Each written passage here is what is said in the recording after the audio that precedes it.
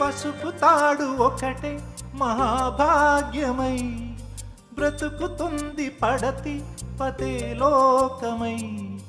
మగని మంచి కోసం పడే ఆర్తిలో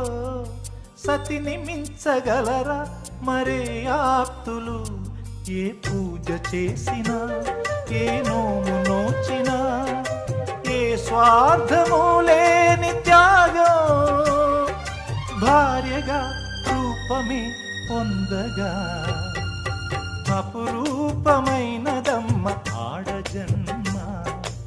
ఆ జన్మకు పరిపూర్ణత ఇల్లాలమ్మా